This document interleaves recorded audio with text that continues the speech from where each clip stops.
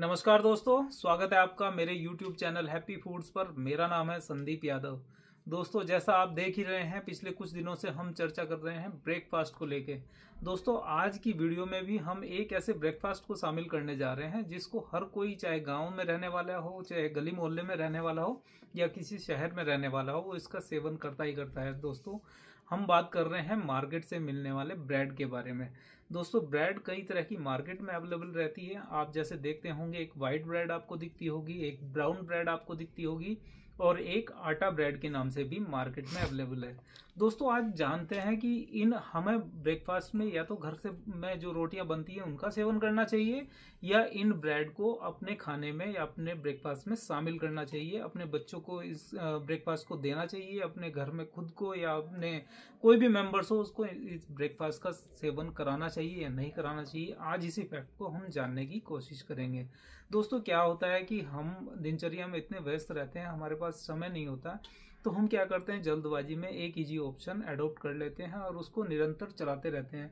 चाहे बच्चों को सुबह टिफिन तैयार करने वाली बात हो, सुबह उनको स्कूल जाते समय आप ब्रेकफास्ट दे रहे हैं, कोई ऑफिस में आप खुद जा रहे हैं या आपके घर से कोई मेंबर ऑफिस जा रहा है, तो आप ब्रेकफास्ट में कोशिश करते हैं कि एक मार्केट से ब्रेड लिया आपने और उसका ब्रेकफास्ट तैयार किया, किसी भी तरह से ब्रेड का ब्रेकफास्ट तैयार किया और आपने वो सर्व कर दिया।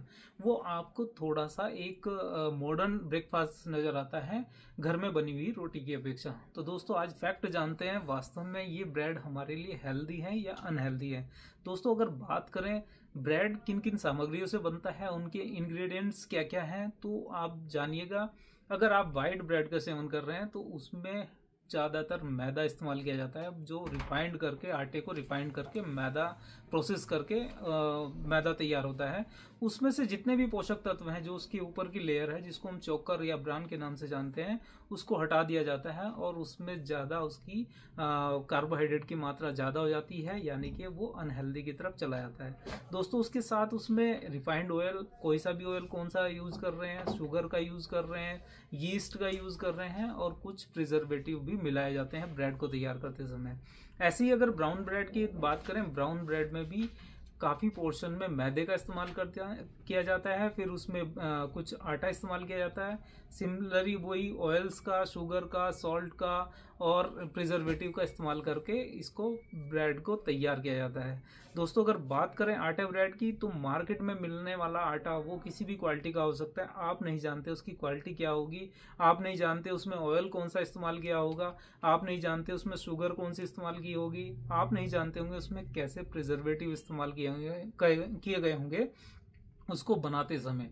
तो दोस्तों, अगर बात करूं मैं इनसे कैलोरीज आप बात करें, आपको लगभग एक ब्रेड से लगभग 70 से 80 कैलोरीज आपको प्राप्त होती है। अगर बात करें, इससे आपको सैचुरेटेड फैट भी प्राप्त होगा, इससे आपको सोडियम नमक भी, जो सोडियम के रूप में आप नमक का इस्तेमाल कर रहे हैं, उसका इंटेक होगा। शुगर ऐड किया जाता है, उसका इस्तेमाल आपके शरीर में उसका असर देखने को मिलेगा। दोस्तों, इसके बनिस्पत अगर आप बात करें एक सिंपल रोटी की, आप गेहूं से बनी, आपके घर में अगर आटा, आप इस तरह से आटे को तैयार करते हैं कि गेहूं खुद पिसवा के अगर आटे का सेवन करते हैं और विद उसका जो ऊपर का फाइबर है उसके साथ आप सेवन करते हैं, तो ये आपके लिए बेहद फायदेमंद हो सकता है इन ब्रेड की तुलना में। आपने देखा, जैसे मैंने बताया, इसमें प्रिजर्वेटिव मिलाया उन्होंने, यीस्ट मिलाया, शुगर ऐड की, नमक ऐड किया, रिफाइंड ऑयल जो भी ऐड किया उन्होंने, और मैदे का इस्तेमाल किया। ये नहीं जानते कैसा मैदा है, किस क्वालिटी का है, ब्रेड बनाते समय कौन सा आटे का इस्तेमाल किया है, किस क्वालिटी का इस्तेमाल किया है, उन सब से हम अनभिज्ञ होते हैं। आप घर में आटा पिसवा रहे हैं या अपनी आंखों से देखकर कोई अच्छे ब्रांड का आप आटा लेके आ रहे हैं, वो आपके लिए, आपके बच्चों के लिए एक हेल्दी ब्रेकफास्ट हो सकता है। आप कोशिश करिएगा कि आप ब्रेड की जगह एक दो बार, कभी आप ऐसी स्थिति में है नहीं प्रिपेयर कर पा रहे हैं बच्चों के लिए, खुद के लिए, तो चल जाता है। लेकिन अगर आप अमूमन इसका इस्तेमाल ज़्यादा करते हैं तो देखिएगा, सुनिएगा और समझिएगा, घर का बना आटा आपके लिए ज़्यादा फायदेमंद हो सकता है। आप उसको और ज़्यादा पौष्टिक भी बना सकते हैं। उसमें चने का आटा इस्तेमाल कर सकते हैं, उसमें जौ का आटा इस्तेमाल कर सकते हैं, उसमें ओट्स जो जई होती है उसका आटा इस्तेमाल कर सकते हैं। जो मैंने पहले मिलेट्स बताए हैं उनका इस्तेमाल करके इसकी पौष्टिकता को, आप इसके वैल्यूज़ को बढ़ा सकते हैं।